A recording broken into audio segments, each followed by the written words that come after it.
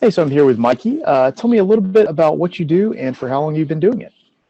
So I am in the beauty industry. I've been here for 9 years. It's been absolutely fantastic. When I say beauty, I know it's a very big business, specifically the space for hair, wigs, all the accessories for those. We've recently gotten into cosmetics, hot tools, but we also have a technology side where we build websites for people. We have a very large drop shipping platform, Shopify apps, influencer marketing app. We try to do a little bit too much, but it's all in the beauty space, so that's okay. Awesome, awesome. How'd you get started in that business? I fell and I no, I just it's funny. I was actually out to lunch with my business partner. We were talking just about random businesses, and he was telling me how his girlfriend would go to the salon and spend all this money. We looked into it more. I felt like we could, there wasn't a lot of people selling online. I felt like we could do that very well, and that's how we got started. 9 years later, I just opened our seventh retail showroom. So, the plans always change over time. Sure, sure. So with your business being at least somewhat online and digital, how did COVID affect your business? Did you have any changes that you had to implement once COVID kind of hit, or were things just operations as normal? There were definitely some challenges. We had some showroom shutdowns for a little Hmm. while. I actually was trying to I had this great idea to try to open up three different showrooms in three different cities in the middle of COVID. Now, that was a challenge that we worked through. I was really testing myself. I say the supply side, we planned way ahead as I knew Hmm. certain shortages were coming. So actually, that benefited me. That's just from experience being in the industry and just business in general.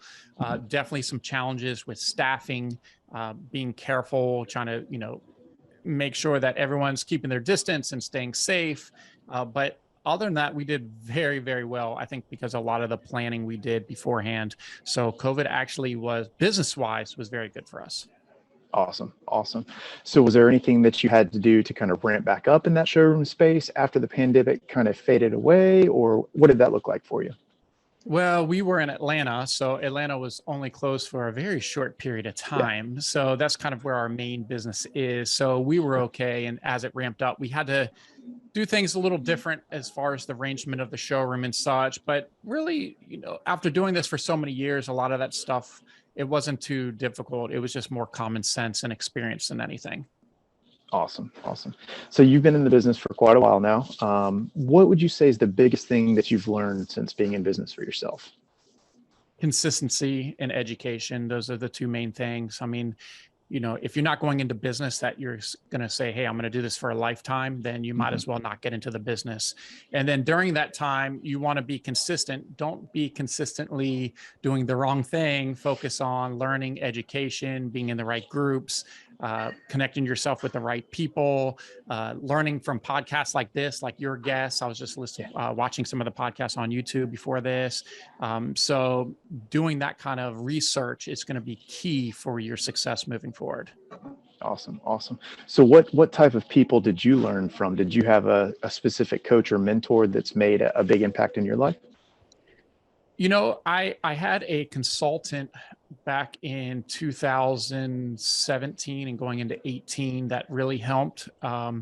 So yeah, I did have someone. His name was Vignesh, and he really kind of opened my mind about scaling things, Hmm. and that really helped us. The next year, we tripled our business. We made the Inc. 500 with zero funding and almost zero funding, personal funding into this business. So to do that is kind of a rare case.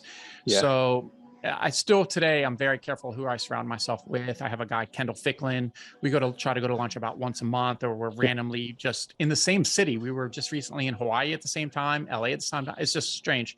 But just one of those things you just kind of randomly meet up and we Yeah. kind of tell each other what we're doing and we kind of go back and forth, get ideas. And the key for both of us is to implement those ideas because sometimes that outside perspective can really help. Yeah, absolutely. So, as you continue to grow and scale at that level, what do you see some challenges moving forward as you continue to scale the business? A lot of times it really comes down to just people and having the right people in place for the business. Opening stores is honestly, it's easy for us. I mean, one of the challenges, obviously, dealing with the city with inspections, that's always a nightmare. But the fundamentals of opening new showrooms, building websites, the technology, the marketing, all that has been really easy. Of course, I've been an entrepreneur. I'm in year 16 or 17 at this Yeah. point. So this is not some overnight thing. I made Yeah. plenty of mistakes for over a decade. So it's really finding the right people, putting them in place that's going to make them successful, and finding people that want to grow with your business and see the vision that you have. Yeah. Yeah.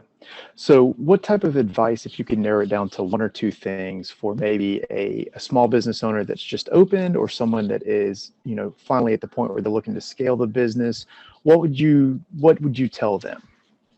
I think one of the main things they need to look at is what's working in their business and double and triple down on that.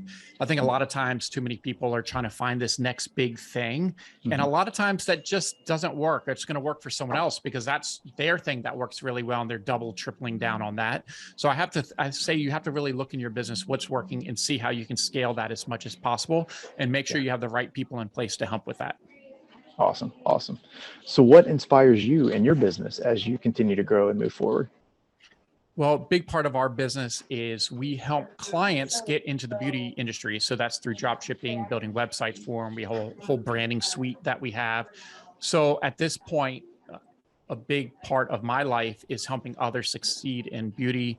We're creating new partnership opportunities with private label. We have vending machines coming out that a lot of people are excited about, so they can now be part of the brand. Partnering people in with different showrooms, like our showroom number 7 that just opened up in Tucker, Georgia. We partnered in somebody we'd been working with, and she just so happens to be on a popular TV show called Married to Medicine, which is on the Bravo network. So now we're filming with Bravo. So those kind of things can really help the business. It's just really working with more people and helping bring more people to success. Awesome. Awesome. So if folks wanted to get in touch with you or learn more about private label, what's the best way for them to do that? The website's privatelabelextensions.com. My Instagram is Moran, Mikey, Moran, Mikey. And of course, if you want a honest approach to entrepreneurship, I wrote an amazing book. It's doing amazing on Amazon, about 260, 70 reviews right now. Awesome. And it's called Fearless Beauty. Just so happens I didn't even plan this. I have a copy here. So this is what it looks like. It's called Fearless Beauty, the hair business blueprint, but really it's not about the hair business. I just had to kind of title it that way so the people that follow me would actually buy it and read it. But really, this is for all entrepreneurs. It is so worth the read. I promise you. If you read it and don't like it, I'll send you your money back or something. You're going to enjoy it. It's an easy read. You're going to like it. I promise. Awesome. Awesome. Well, I'll link all of those in the comments so everybody can find them very easily. Mikey, I really appreciate the time. Is there anything else you want to tell anybody before we sign off here? Yeah, just don't give up. Be consistent. Listen to podcasts like this. Start with the free resources before you start paying for things, and really just keep going. It's not going to be easy, to be honest with you. And I hate the social media stuff that's like everyone's on a beach and doing all this amazing things. Like that's not reality. So don't worry about everyone else's highlight reel. Worry about yourself and just continue to grow. Awesome advice. Awesome advice. Well, Mikey, thanks again. I really appreciate your time. Sure.